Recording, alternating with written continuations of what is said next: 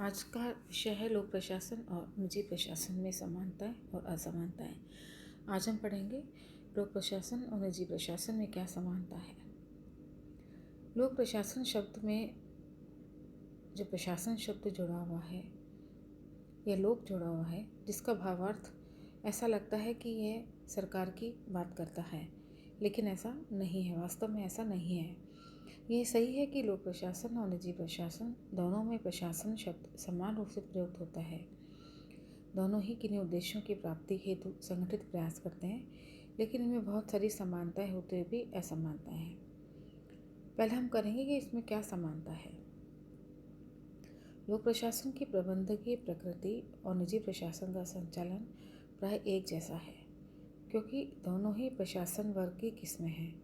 Henry फ्योर, मूनन रेले, Luther गुलिक, Shelton, उर्विक ये सभी मानते हैं कि सभी प्रकार के प्रशासन एक जैसे होते हैं, क्योंकि सभी में कुछ आधारभूत विशेषताएं होती हैं जो सब में समान होती हैं। लोक प्रशासन और निजी प्रशासन में भेद नहीं मानने वालों में हेनरी फ्योर भी आते हैं, जिनका ये कहना है कि हमारे समक्ष कई प्रशासनिक विज्ञान नहीं हैं, बल्कि केवल एक है जिसे लोक और निजी दोनों ही प्रशासनों के लिए समान रूप से प्रयोग किया जा सकता है, जैसे योजना बनाना, उन्हें संगठित करना, आदेश देना, समन्वय या नियंत्रण इत्यादि सभी प्रक्रियाएं एक समान है, चाहे वह प्रशासन सरकार का हो या निजी हो। फेल ने प्रशासन के विस्तृत अर्थ में केवल सार्वजनिक सेवाओं को ही नहीं, बल्कि अन्य उद्योगों को भी सम्मिलित किया है। इसी प्रकार उर्विक भी ये मानते हैं कि जिस प्रकार व्यक्ति के लिए सभी विषय समान होते हैं, वैसे अन्य के लिए भी, राजनेताओं के लिए भी, सामान्य व्यक्तियों के लिए भी प्रशासन एक जैसा ही होता है, सभी के लिए एक समान होता है। वास्तव में लोक तथा निजी प्रशासन में कोई भिन्नता नहीं है। कुछ मात्रात्मक अंतर है। स्थूल रूप से दोनों ही प्रशासन समान हैं। इन समानताओं को और विशेषताओं को हम इस प्रकार देख सकते हैं, जैसे कि दोनों ही संगठित रूप से उद्देश्य प्राप्ति का प्रयास करते हैं, चाहे वो लोक प्रशासन हो चाहे निजी प्रशासन हो।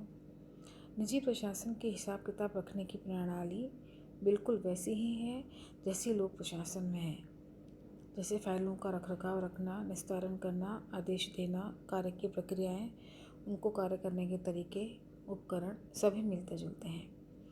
विभिन्न प्रकार के संसाधनों को समन्वित ढंग से काम में लाकर अच्छे परिणाम को प्राप्त करने का प्रयास लोक प्रशासन भी करता है और निजी प्रशासन भी।